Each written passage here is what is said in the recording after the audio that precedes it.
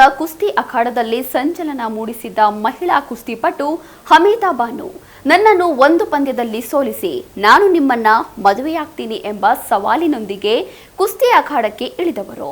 ಭಾರತದ ಮೊದಲ ಮಹಿಳಾ ವೃತ್ತಿಪರ ಕುಸ್ತಿಪಟು ಹಮೀದಾ ಬಾನು ಅವರ ಇಂಟ್ರೆಸ್ಟಿಂಗ್ ಸ್ಟೋರಿ ಮಿಸ್ ಮಾಡದೆ ನೋಡಿ.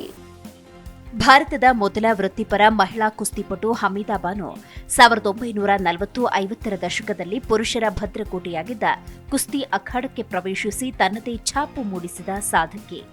ಅಲಿಗಢ ಅಮೆಜಾನ್ ಎಂದೇ ಖ್ಯಾತಿ ಪಡೆದಿರುವ ಹಮೀದಾ ಬಾನು 1900ರ ದಶಕದ ಆರಂಭದಲ್ಲಿ ಉತ್ತರ ಪ್ರದೇಶದ ಅಲಿಗಢದ ಕುಸ್ತಿಪಟುಗಳ ಕುಟುಂಬದಲ್ಲಿ ಜನಿಸಿದರು. 1940-50ರ ದಶಕದಲ್ಲಿ ಅಥ್ಲೆಟಿಕ್ಸ್ನಲ್ಲಿ ಮಹಿಳೆಯರ ಭಾಗವಹಿಸುವಿಕೆಯನ್ನ ಬಲವಾಗಿ ವಿರೋಧಿಸುತ್ತಿದ್ದ ಕಾಲದಲ್ಲಿಯೇ 300ಕ್ಕೂ ಹೆಚ್ಚು ಸ್ಪರ್ಧೆಗಳನ್ನು ಹಮೀದಾ ಗೆದ್ದಿದ್ರು. ಸಾಂಪ್ರದಾಯಿಕ ಪರಿಸರದಲ್ಲಿ ಕುಸ್ತಿಪಟುವಾಗುವುದು ಕಷ್ಟ ಎಂದರಿವಾದದ್ದೇ ಮನೆ ಬಿಟ್ಟು ಅಮೃತಸರಕ್ಕೆ ಬರ್ತಾರೆ. ಸಲಾಂ ಪೈಲ್ವಾನ್ ಎಂಬುವರನ್ನ ಮನವೊಲಿಸಿ ತರಬೇತಿ ಪಡಿತಾರೆ.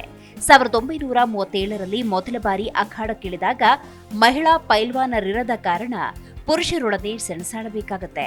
ಸ್ಪರ್ಧಾದಲ್ಲಿರಬೇಕಾದ ಭಾರತೀಯ ನಾರಿ, ಅದರಲ್ಲೂ ಮುಸ್ಲಿಂ ಮಹಿಳೆ, ಪೈಲ್ವಾನರನ್ನ ಕೆಡವಿ ಗುದ್ದಿ ಎತ್ತಿ ಒಗೆಯೋದು ಅಂದ್ರೆ ಅಮೃತಸರವೆಂಬ ಕುಸ್ತಿಯ ತವರು ಹುಬ್ಬು ಗಂಟೆಕ್ಕಿತ್ತು. ಸಂಪ್ರದಾಯವಾದಿಗಳ ಕಣ್ಣು ಕೆಂಪಾದವು. ಬದುಕಲು ಕಷ್ಟವಾದಾಗ ಹಮೀದಾ ಅಲಿಘರಕ್ಕೆ ಬರ್ತಾರೆ. ದೆಹಲಿಯ ಕೆಲವು ಪೈಲ್ವಾನರನ್ನ ಸೋಲಿಸ್ತಾರೆ.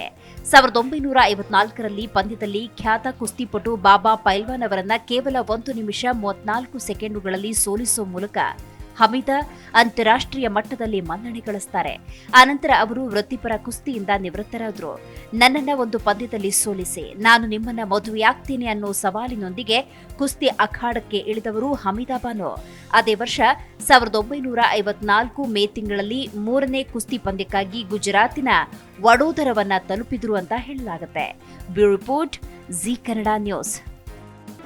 ಜಿ ಕನ್ನಡ ನ್ಯೂಸ್ ಈಗ ನಿಮ್ಮ ಮನೆಯಲ್ಲೇ ನೋಡಿ. ಎಲ್ಲ ಕೇಬಲ್ಗಳಲ್ಲಿ ಈಗ ಲಭ್ಯ.